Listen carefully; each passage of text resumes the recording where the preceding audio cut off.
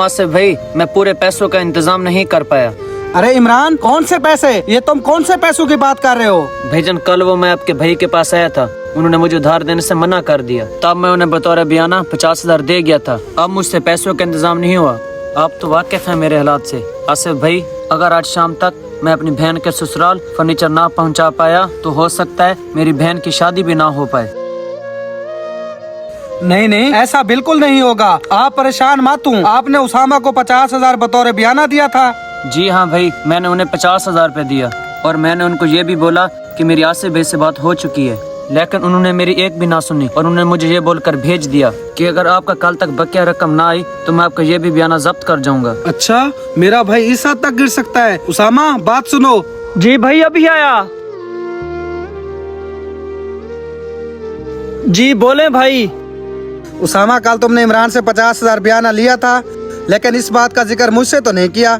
भाई कौन है ये? मैं तो इसे नहीं जानता। आप कौन से बयाने की बात कर रहे हैं? भाई क्यों झूठ बोल रहे हो? कल ही तो मैंने आपको 50,000 रुपए दिया था। भाई ये सब झूठ बोल रहा है। अगर ये सच है तो इसे कहीं हलफ उठाए। भाई मैं गरीब जरूर हूँ, लेकिन मेरा ईमान इतना भी कमजोर नहीं कि मैं चंद पैसों के लिए हलफ उठाऊं।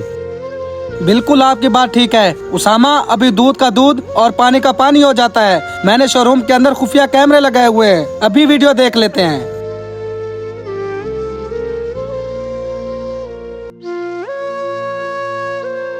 उसामा, तुम्हें शर्म आनी चाहिए। तुमने गरीब का हक खाया है। तुम्हें पता है वो खुद धक्के खा रहा है और वो कितना मजबूर है। उसकी बहन की शादी है। इसने मुझसे बोला था कुछ पैसों का उधार रख के मुझे फर्नीचर दो, मेरी बहन की शादी है और मेरी बहन की मुझसे बड़ी उम्मीदें हैं। भाई मैं अपने किए पे शर्मिंदा हूँ, मुझे माफ कर दें। उसामा, तुम्हें चुल्लू भर पानी में डूब मरना चाहिए। तुमने जो हरकत की है मैं तुम्हें माफ नहीं कर सकता। भाई जो आपने मेरे साथ किया ऐसा तो कोई जानवरों के साथ भी नहीं करता। मैं मजबूर था और आपने मेरी मजबूरी का फायदा उठाया। भाई पैसों के लालच ने मुझे अंधा कर दिया था और मैं ये भी भूल गया था कि मैं अपने सके भाई के साथ धोखा कर रहा हूँ। मुझे माफ कर देना। उसामा, तुम्हें इस बात का एहसास क्यों नहीं हुआ? कोई देखे ना देखे, अल्लाह की जात तो देख रही है। चलो खैर, अगर तुम्हें शर्म आ गई है तो जल्दी से इनका फर्नीचर लोड करवाओ। इनकी बहन की शादी है और हाँ, अपनी तरफ से कोई तोहफा भी दो। जी भाई, अब मैं नेकी के काम में जरा भी देर नहीं करूँगा। अब मैं जो तोहफा इन्हें देने लगा हूँ वो ये है, इनके बकाया पैसे आधे आप अदा करेंगे और आधे मैं दूंगा।